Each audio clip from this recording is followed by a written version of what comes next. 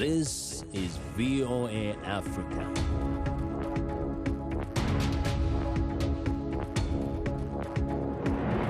Hello, I'm Esther Githui-Ewart. It's Monday, March 29th. Welcome to Africa 54. We continue to work remotely because of the COVID-19 pandemic, but what hasn't changed is our commitment to bringing you the latest and most important news from the African continent and around the world. This is today's Africa 54. We begin in Ethiopia, where the fighting in Tigray is believed to have claimed thousands of lives and displaced more than 1 million people. Many children have lost one or both of their parents. Mibrak Esayas recalls the day in November when she says Eritrean soldiers burst into her home in Ethiopia's Tigray region and killed her parents. Nazanin Moshiri of Reuters reports. At 14 years old, Mibrak Esayas and her 5 younger siblings are now orphans. She'll never forget the day in November when soldiers burst into her home in Ethiopia's Tigray region. Her father, a priest, begged them not to shoot. Daddy said I'm a civilian. They shot him in the chest with 3 bullets and he fell down on his head. We saw Daddy lying there. Then they shot my mama in her back. Mibrak describes how she was shot in the thigh as her brother and sisters screamed in terror. The soldiers, she says, were Eritrean. On Tuesday, Ethiopian Prime Minister Abiy Ahmed acknowledged for the first time that Eritrean soldiers had crossed into Tigray during an Ethiopian military campaign against the region's former ruling party, the TPLF. He since said the Eritrean military has agreed to withdraw, but he's facing mounting international pressure to address reports of human rights abuses. Mibrak is among more than 24 civilians in Tigray who told Reuters they were victims or witnesses to shootings, gang rapes and looting by Eritrean soldiers. Mibrak hid her siblings under the bed during the incident in the town of Zalambesa near Eritrea's border. They stayed there for 2 days without food, water or electricity. It felt safer, she says, and they didn't have to see her parents' bodies. Ethiopia and Eritrea have called reports of atrocities by Eritrean soldiers overblown. Abiy says he's raised the issue with Eritrea.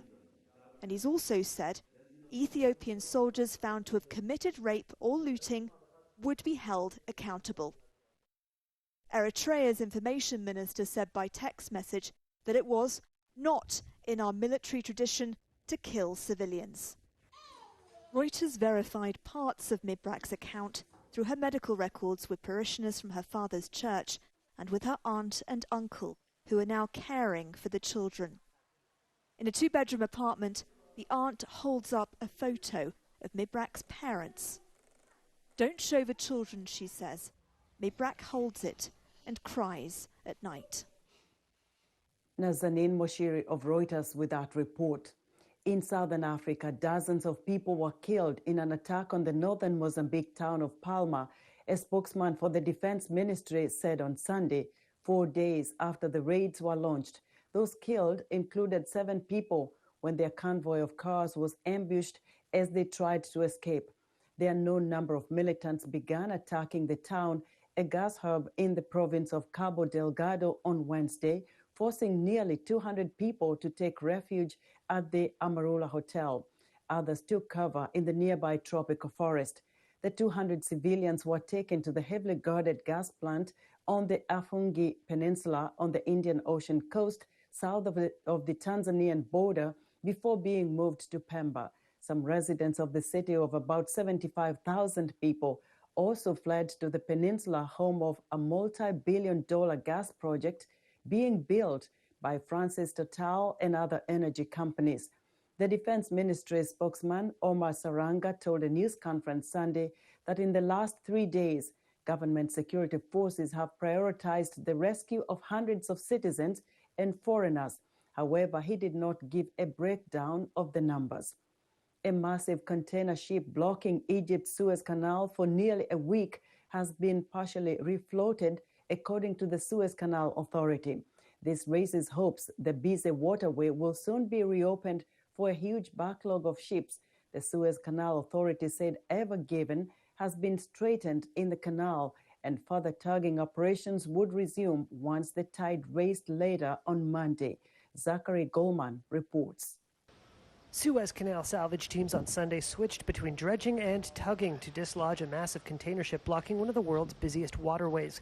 The 430-yard-long Ever Given jammed diagonally across a southern section of the canal in high winds more than 5 days ago, halting shipping traffic through the canal. A spokesperson for the Suez Canal Authority said at least 369 boats are waiting to transit the waterway, including dozens of container ships, bulk carriers, oil tankers, and liquefied natural gas or petroleum gas vessels. The SCA said dredgers working to dislodge the stranded vessel have so far shifted 27,000 cubic meters of sand from underneath the boat. Rescue workers from the SCA and a team from Dutch firm Smit Salvage have been weighing how much tugging power they can use on the ship without risking damage.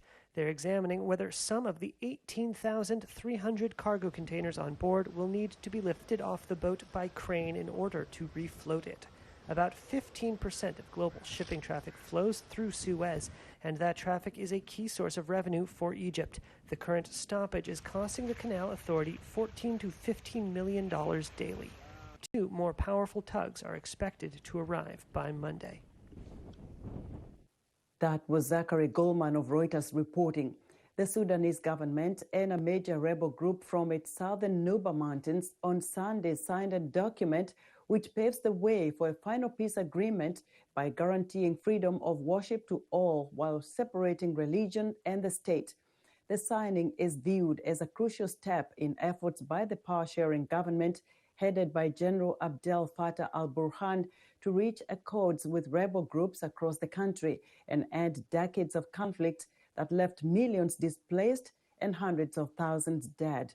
Last year, Sudan signed a peace agreement with many groups, including from the western region of Darfur. But a key faction of the Sudan People's Liberation Movement North, led by Abdelaziz al-Hilo, did not join in last year's agreement because it stuck to its demand that Sudan dispenses with Sharia law and becomes a secular democratic state. Sharia law was first imposed in Sudan in 1983 and maintained by the now deposed President Omar al-Bashir for the duration of his 30-year-long Islamist rule. The so-called Declaration of Principles signed on Sunday in southern Sudan's capital Juba between Sudan and the rebel faction means talks on a final accord can now begin. The Biden administration says it is concerned about illegal fishing by Chinese vessels. China leads the illegal, unreported, and unregulated fishing industry with a fleet of thousands around the world. White House correspondent Patsy Widakuswara has this report. Illegal, unreported, and unregulated fishing, or IUUF, is a huge industry, and China is its biggest player, according to a ranking by the Global Initiative Against Transnational Organized Crime. Thousands of Chinese fishing boats, many subsidized by Beijing, fish in territorial waters of countries in Africa, Southeast Asia, and South America, depleting fish stocks and hurting local economies. Beijing denies the allegation. China is the largest country. It provides the largest amount of subsidies for harmful fishing by a large factor globally. Last May, the Trump administration issued an executive order to combat IUUF and called on the international community to stand up against China's illegal fishing. The Biden administration is likely to continue the effort, telling VOA it considers combating IUUF a foreign policy priority.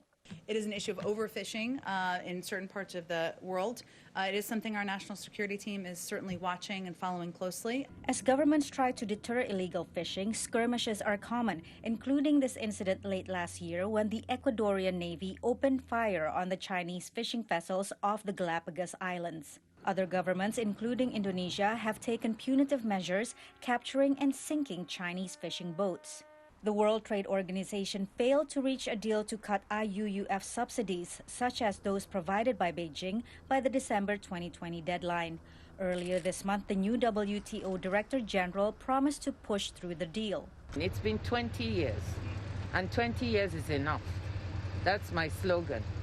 Now we have to get it done.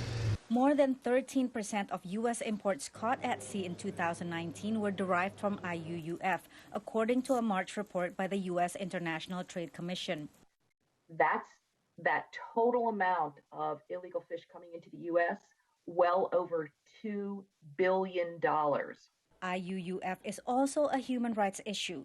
Aid groups have documented examples of modern slavery in which workers are subjected to harsh conditions, low pay, and inadequate food and water for months or even years at sea.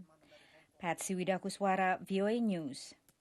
Every year, according to the UN, an estimated 12 million girls are wed before the age of 18. The numbers had been dropping in Indonesia, but that was before the COVID-19 pandemic. Eva Masriva has more in this report, narrated by Ahadian Utama. Data from the Indonesian government recorded that 64,000 girls were married off during the COVID pandemic, more than double than the previous year.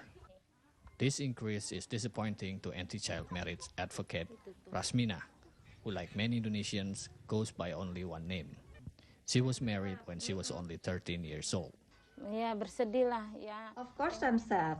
I wish there were no more child marriages. I'm asking parents to not let their daughters to be victims of child marriage.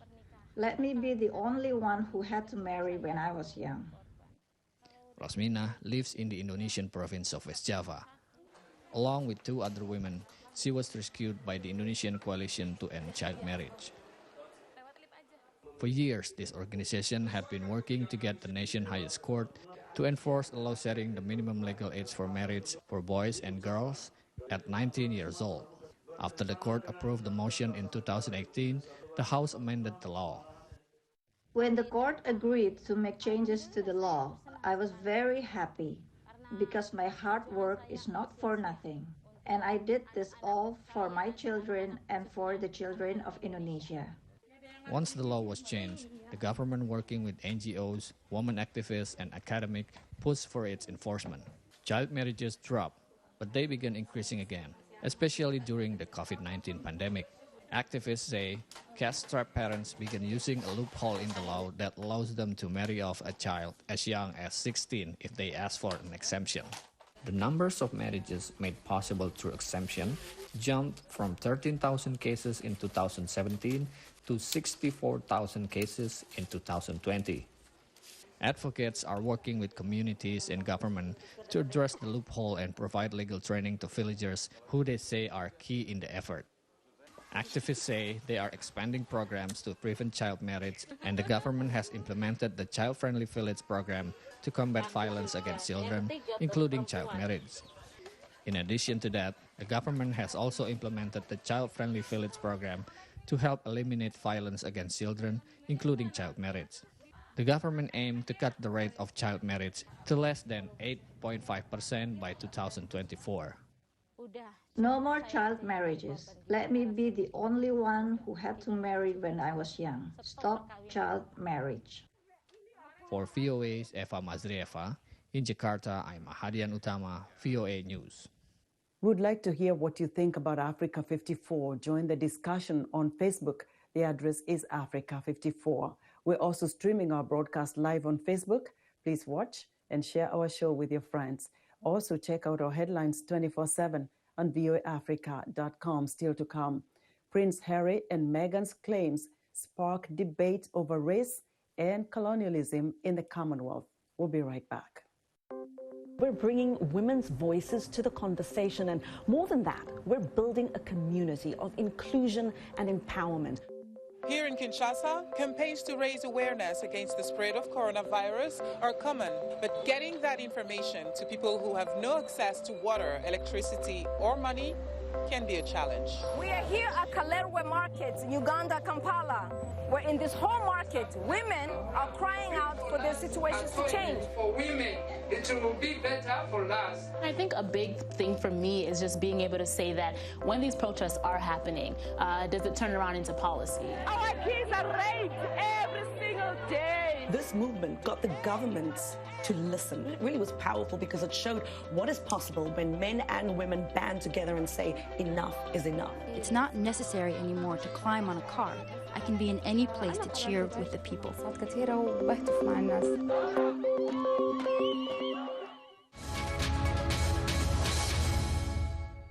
Welcome back to Africa 54.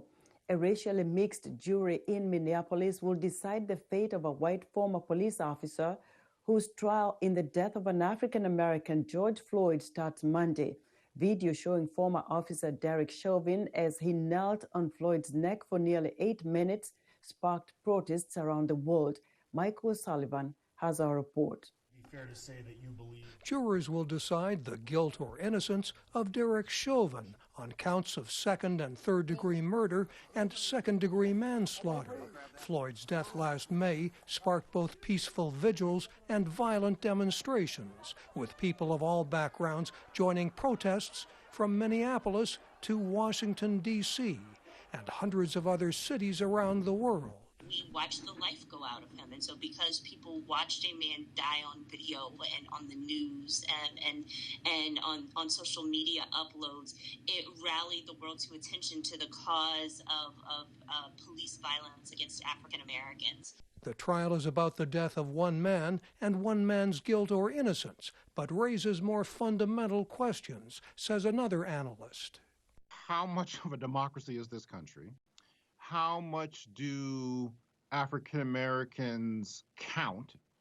And more fundamentally, lowercase letters, do Black Lives Matter in America? He says too often police mistreat black people with impunity. The defense hopes to argue Floyd's drug use contributed to his death.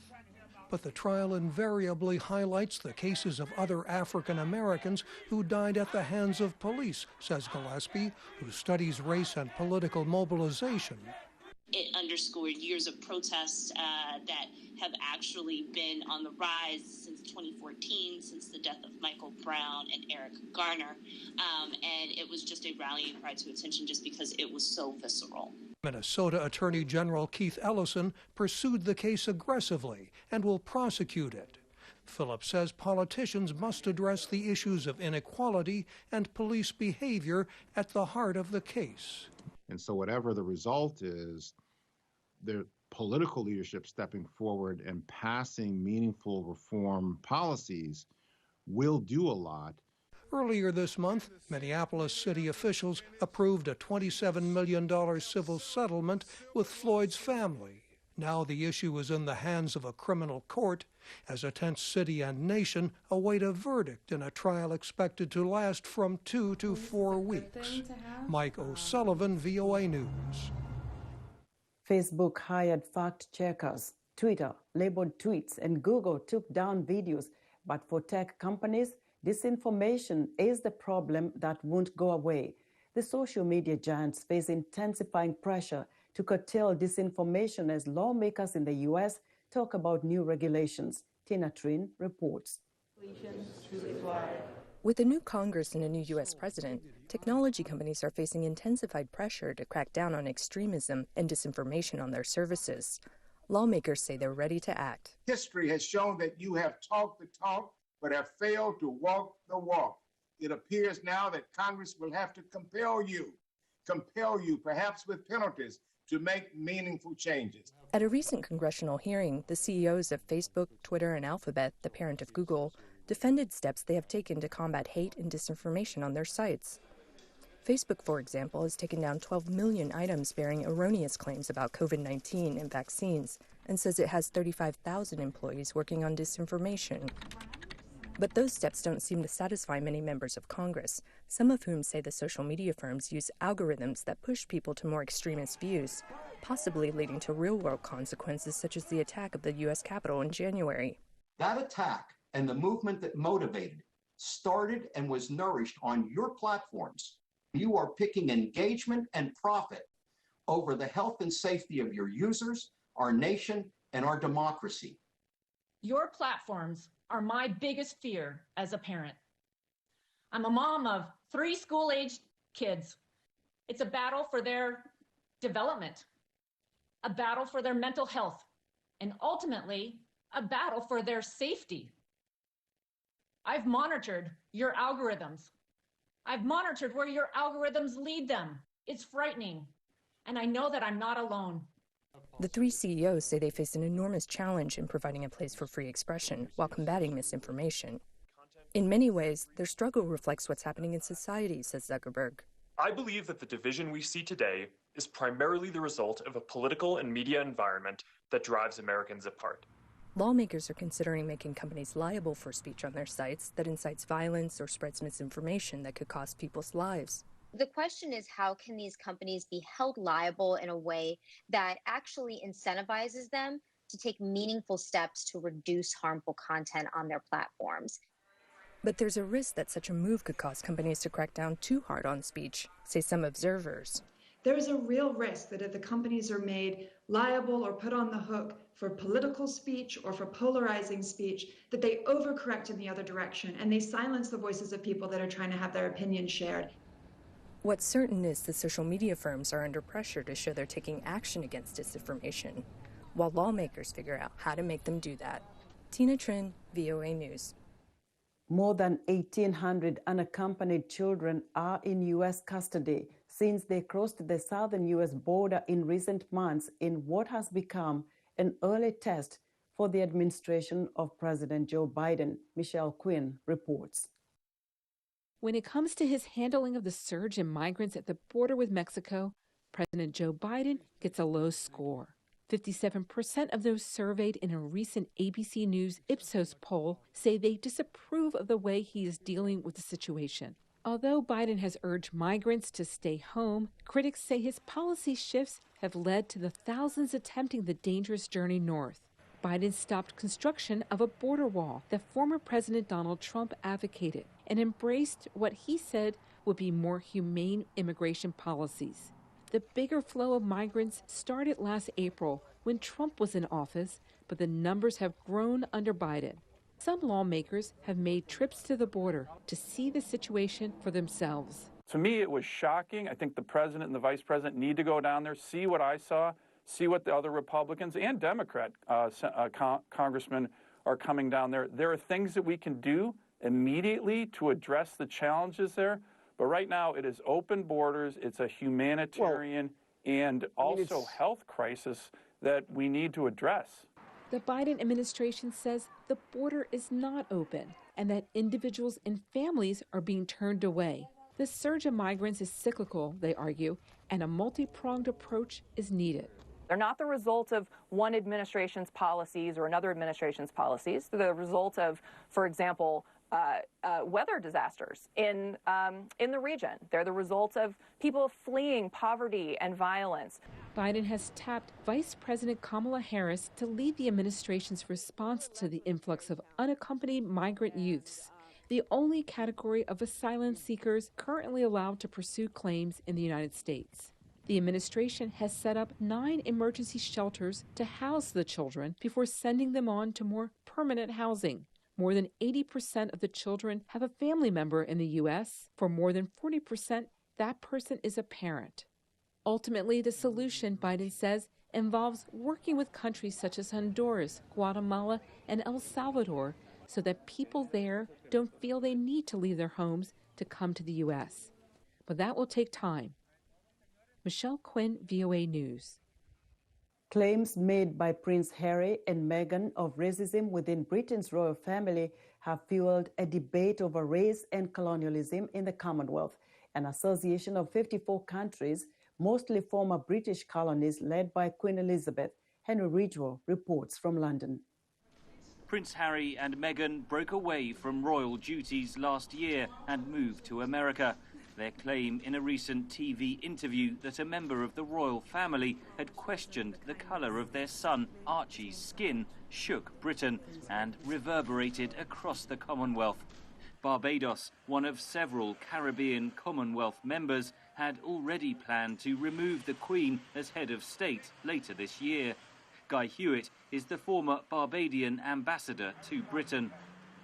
Regrettably, the interview, and I would say the previous separation that took place, reflected that the royal family still did not fully understand diversity and literally did not know how to embrace it and make it their own. In 2018, it emerged that Britain had wrongly denied citizenship rights to migrants from Caribbean colonies who arrived after World War II, the so-called Windrush generation. Hundreds of migrants who had the right to stay were forcibly deported. Others were denied healthcare and state benefits. 62-year-old Anthony Bryan was almost deported to Jamaica in 2015, half a century after emigrating to Britain. It did break something. It broke the trust what I thought I had with the British. You know? That sense of injustice, fueled by the Black Lives Matter movement, is feeding into a narrative that Britain is out of touch.